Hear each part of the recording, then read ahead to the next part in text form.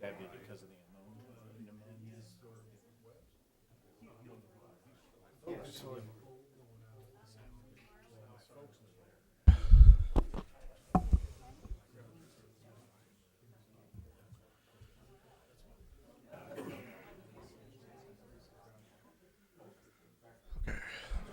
You ready? We'll call this regular city council meeting to order on March 3rd, 2025 at 6:01 PM. Roll call, please. Mr. Bateman? Present. Mr. Sanders? Present. Mrs. McCullen? Present. Mr. Parrott? Present. Mr. Downs? Present. Mrs. Ross? Present. Mrs. O'Donoghue? Present.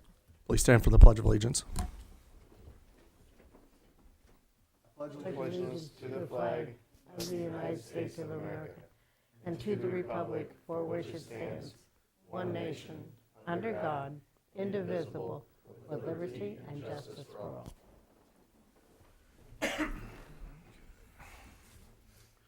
Is there anybody who'd like to speak under public participation this evening? Okay, for the record, there is no public participation. We will start with the oath of office for Chris Phillips, Police Sergeant.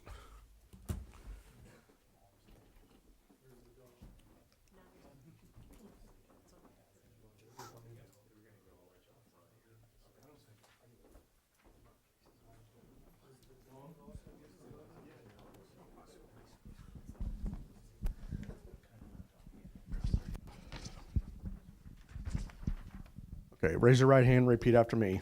I state your name, I, Chris Phillips, having been appointed to the office having been appointed to the office of Police Sergeant of Police Sergeant in the City of Lincoln, in the City of Lincoln, in the County of Logan, in the County of Logan, do solemnly swear or affirm do solemnly swear or affirm that I will support the Constitution of the United States that I will support the Constitution of the United States and the Constitution of the State of Illinois, and the Constitution of the State of Illinois, and that I will faithfully discharge the duties and I will faithfully discharge the duties of the office of Police Sergeant of the office of Police Sergeant to the best of my ability. to the best of my ability. Congratulations. Thank you, sir.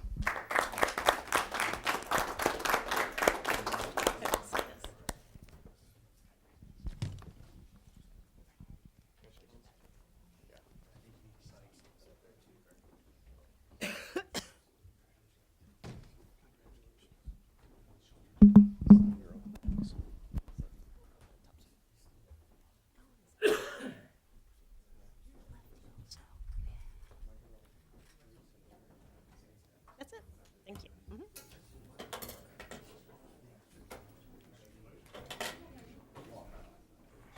Congratulations.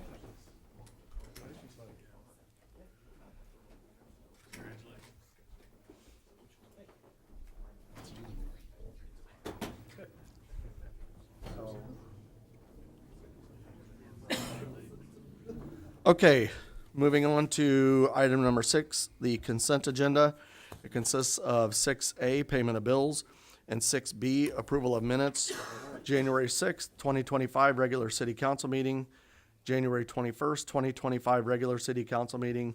January 28th, 2025, committee of the whole meeting, and February 3rd, 2025, regular city council meeting. Is there a motion to approve? Second. Alderwoman O'Donoghue made the motion, Alderman Sanders second. Discussion? Roll call, please. Mr. Sanders? Yes. Mrs. McCullen? Yes. Mr. Parrott? Yes. Mr. Downs? Yes. Mrs. Ross? Yes, Mrs. O'Donoghue? Yes. Mr. Bateman? Yes. Okay, next item up is item number 7. Ordinance adding the portion of deputy fire chief to the Lincoln Fire Department and reducing the number of assistant fire chiefs from 4 to 3. Move to approve. Second. Yep. Alderman Sanders made the motion, Alderman Parrott second. Oh, Alderman Downs. I think there was like 3 of you that said it. Alderman Downs second, I'm sorry. Okay. Any discussion on this topic? I will state that there will be some additional changes coming to the council regarding the fire department in the code.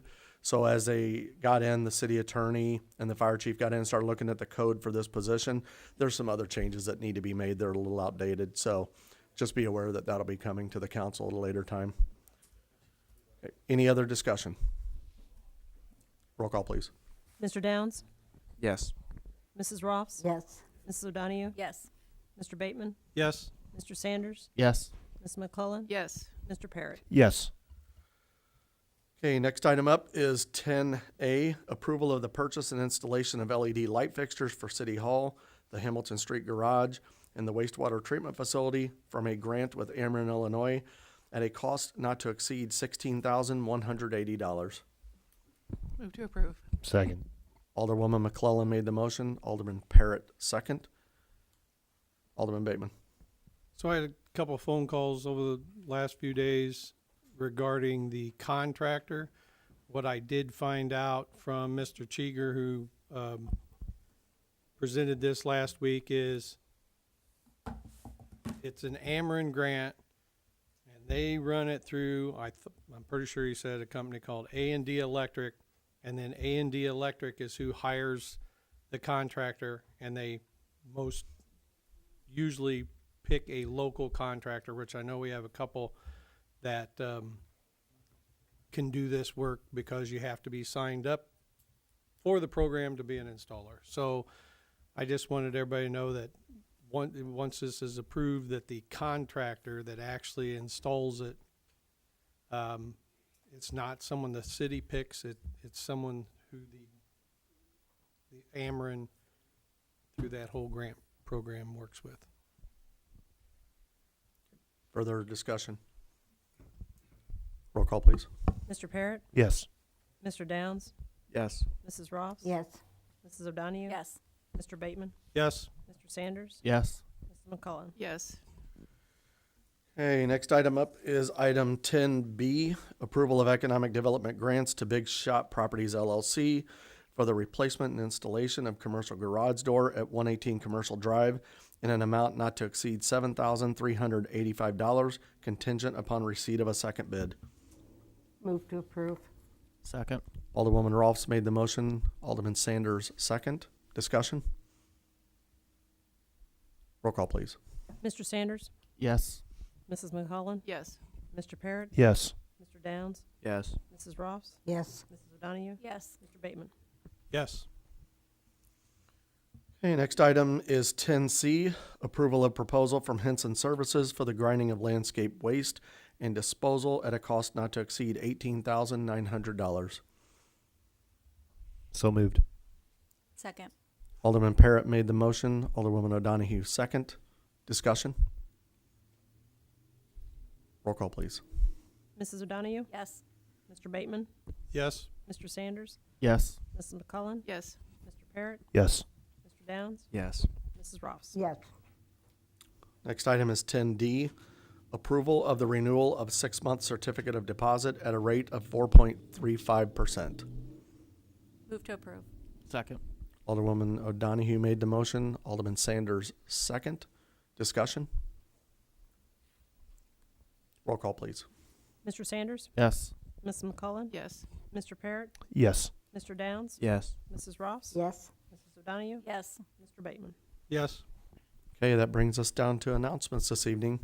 The first announcement I have, and the only one this evening for me anyways, is that Alderman Craig Eimer submitted his resignation to me, and it was effective February 27th.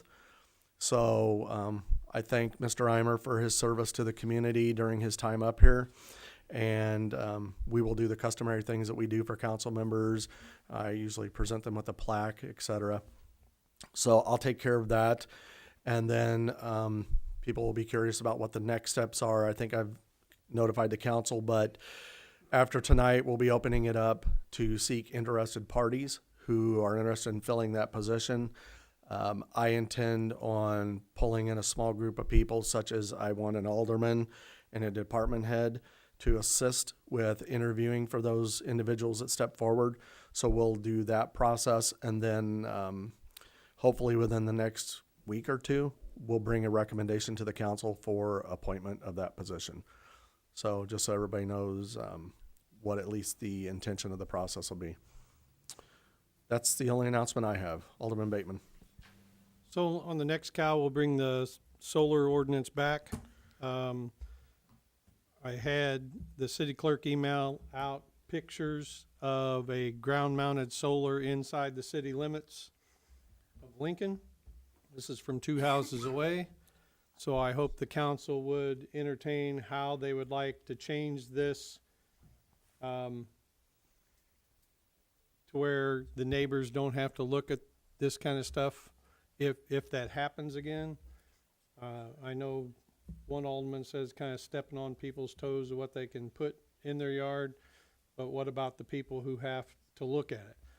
Now, on that being said, some of the more terrible looking properties in town that have fences around them, you usually more than likely cannot see the stuff on the other side of the fence.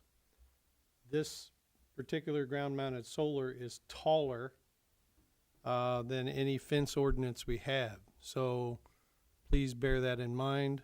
Thank Mr. Woodhull for pointing this out. We get complaints of sheds that look much nicer than this thing. So this is the only one that's in the city limits as of right now. But solar is very popular right now with a lot of incentives. So there's a lot of people that might be considering it. Also, the solar that's proposed that I brought up a couple weeks ago, I found out that those solar panels are going to be 14 feet tall. They do not tilt, so they are 14 feet in height. The commercial building butts up against residential in the back. They want to put the solar panels in the back of their commercial property. So the solar panels would butt up against the residential. And the residential fence that was built to separate the two properties is only 6 feet tall.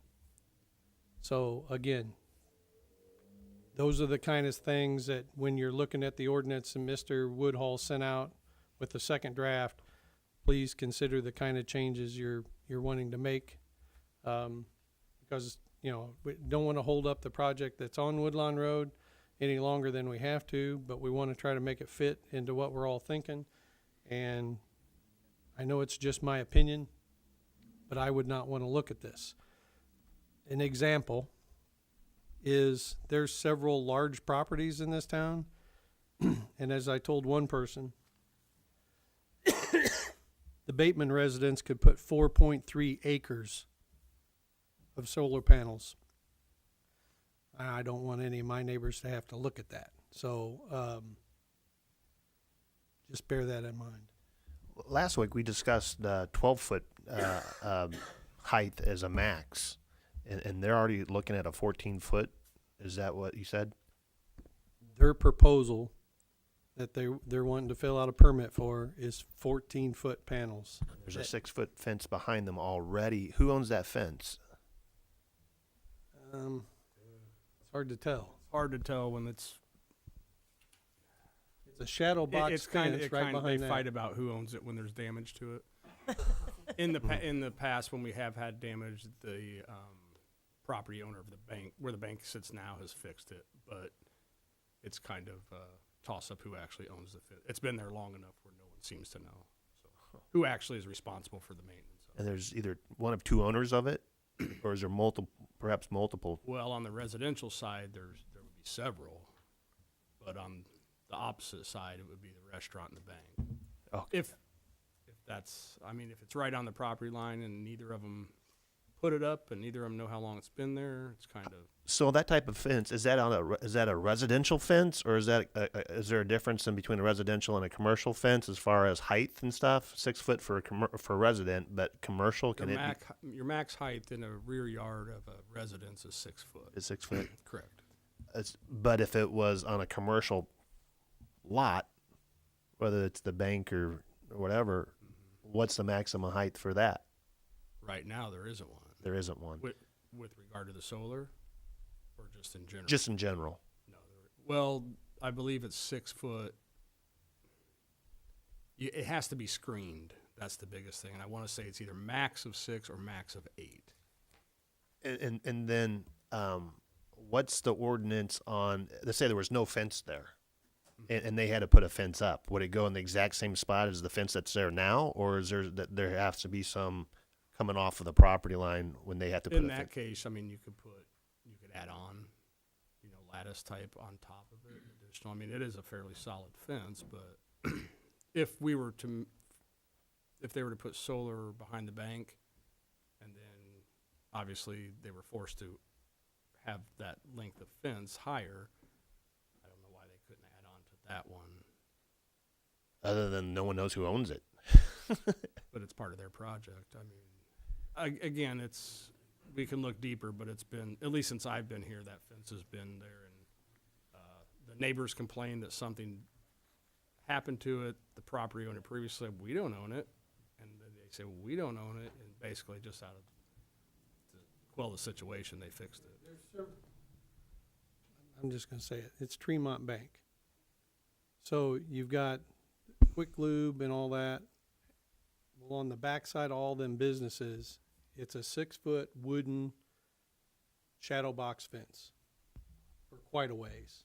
I mean, it's quite a ways. So each business just continued on with the fence. But that fence is only 6 foot tall. They're wanting to mount these panels in the back half of their lot, the bank lot, and they want to power the bank 100% with these panels. But these panels will be 14 feet in height, not moving. Max height, 14 feet. So these are the kind of issues that I felt it was necessary to bring this ordinance forward.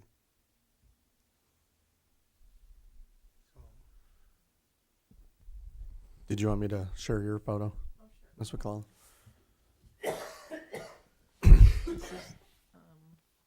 This is the one by Walmart.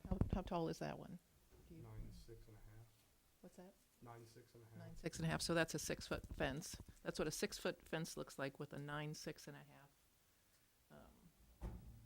panels on it. So what I can understand what Mr. Bateman is saying, because every small business probably is going to want to go do some kind of solar. I mean, look at how much it's saving us as a city. And so I can see that the possibility of everybody's back. Do we limit it to the back? I mean, is it limited to the back at this point? It already is? Okay. I can see that this could be really, really popular. And it could really become an eyesore. There's reflection issues. There's dust issues. I mean, there's other things that it's not just you put it in and it's just simple. And I know a lot of it's covered in the in how we're doing the anyway. So, but there are other issues besides just how it looks, with the reflections and with the dust and with the critters that can accompany them and things like that. So, but I did just want to show that. I just was looking around all the panels and wanted to show that that's what a chain link 6-foot fence, how much it blocks the view of, and that's a short, according to what Mr. Bateman said, that's less than 10 feet, and some of them are going to be 15 feet. So.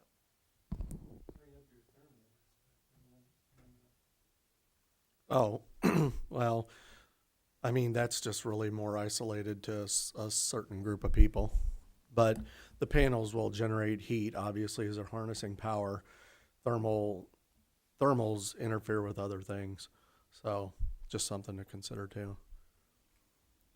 I mean, I don't want this conversation to dive into the environmental issues and things like that. There is a point where if you get too many, that does affect the weather, and you can get more storms and things like that too. So, just to me, it's an industrial look that definitely doesn't look good in a residential area, and it needs to be confined somewhat, I think, when you're talking about commercial. So, really, when you talk about, you have to have fencing. I mean, you have fencing around dumpsters when you have a business a lot of times, and you have fencing around a lot of things. So it's not unusual to require a fence around something like this, I don't think. Okay. Any other discussion? Okay, so that ordinance comes back to the council next week? Mr. Woodhull sent out a second version of the draft, but that was before we brought up the picture of what residential solar looks like. Because the reason we brought that back is some of you questioned whether the very first version eliminated residential solar, and it did because of fencing setbacks and stuff. Then I had a couple people that thought we shouldn't eliminate residential solar, so that's why I brought up this is what it looks like. So that's the reason residential solar is put back in there, but we as the council can put fencing requirements and stuff like that around it. Okay. Ms. McClellan. Just to confirm too, it's not eliminating solar that's on on your house or on your garage, or it's not eliminating any of that. If it's on a building, that's not what we're talking about. It's ground mounted is what we're talking about, so. Mr. Woodall. So I had sent something out today for residential. Like I said, I originally I thought that was what was wanted, no residential. Today I sent out, why don't, if you were to allow residential, limit the height to 6 foot, which is the max height of a residential fence in the rear yard, which these have to be in the rear yard anyways, and that is basically it. I mean, if your max height is over 6 foot, then you can't have the panel. If you have a panel that's max height of 6 foot, you have to have the fence. Ms. O'Donoghue. Residential in town, in Lincoln anyways, ground mount is not that popular. There's enough trees, there's enough buildings, there's enough. A lot of places you're going to have to build these way up high to get to constant sun. Now the roof mount is popular, but like we've said, there's only one ground mount and there's a couple hundred roof mount. Ms. O'Donoghue and then Mr. Parrott. I'm just going to say that I did reach out to Mr. Bateman about this because I think it's a bit hypocritical of us as a city to, in one voice, we're sitting here telling everybody how great it is that we have solar and how great it is and how much money we're spending. But then in the other voice, we're turning around and we're like, but we don't want you to really have it like what we have it. I think telling people what they're going to put in their yard, how they're going to put it, and having them have to come here and beg us to put something in their yard is a bit of an overreach also. There are many things that I don't like to see in somebody else's yard, but it's somebody else's yard. I think we have to think too about the fact that people own their own, it's their property. It's not my property, it's not your property. And you may not like the way it looks, but there may be things about your house that they don't like the way it looks either. I think we just need to be cognizant about the fact that it is other people's property. Mr. Parrott. I was just going to say, if it butts up against a resident, would we make that the requirement that it has to meet what the resident, if the property butts up against a residential lot? Commercial property, would we not then make it the requirements of residential? Like the 6 foot fence, so then you couldn't have anything over 6 feet? That's entirely up to you. Mr. Downs. In this case, in this case of the bank, then 6 foot would be the limit. Yeah. Very few of them are going to be that tall, or that short, I'm sorry. So I had some comments on this. I wasn't going to get into it tonight. I thought we were going to wait till next week at the cow, but I guess since we're going into it now, I'll go ahead and talk. I also feel like this is a overreach. I said that last week. I agree with Alderwoman O'Donoghue. I feel like solar is becoming a very popular thing. I know there's not a lot of residential people that are going to opt for this due to sunlight issues or whatever, but there is a few that can. And I feel like it's wrong for us to say that they can't do it. This is a program that's going to save Lincoln citizens money. They're going to reinvest that money back into our local economy. I think it's just good all around for us. And I kind of agree with with what Alderwoman O'Donoghue said about the eyes for a thing. I mean, beauty's in the eye of the beholder. Like I will admit the pictures that you showed up there didn't look fantastic, but there are things that can be done. And then secondly, like we have solar. I'm not opposed to a ground-mounted ordinance in some aspects, like large solar arrays of dozens of panels or whatever. But if somebody wants to have a few ground mounted panels to power their greenhouse or whatever, I think that's totally good and totally fine. We have a solar panel on the side of the road on South Kickapoo. It like powers a sign that tells you how fast you're going. Like, what are we gonna put a fence around that? Like that's not feasible. It's not. I'm not opposed to an ordinance, but I am opposed to that ordinance the way that it's written. So that's all I had. Ms. McClellan. I was just going to say that there's lots of ordinances that we all abide by in the city so that we are good neighbors to our neighbors. And it's like, to me, that is probably more where I'm coming from, that are we being good neighbors to the neighbors if we're creating things like glare or dust or whatever it is. So to say no totally, I don't know if I'm against that, but to make sure that it's not an eyesore for the person next door, I think is important. Ms. Ross. There are a lot of homes that have had them put on their roofs. What's the difference between a ground mounted, as far as what it does for that particular property owner, versus the ones that are put on the roof? A lot of people put them on the roof because they want to keep the use of their yard, and the roof is just space up there. So Yeah, that's it serves the same purpose, right? same purpose. Yep. I don't know. You drove by there, Mr. Welch. The house on Clinton Street, the roof wasn't that big, so obviously he got more bang for his buck by mounting them in his backyard than he did putting them on the roof of his house. So.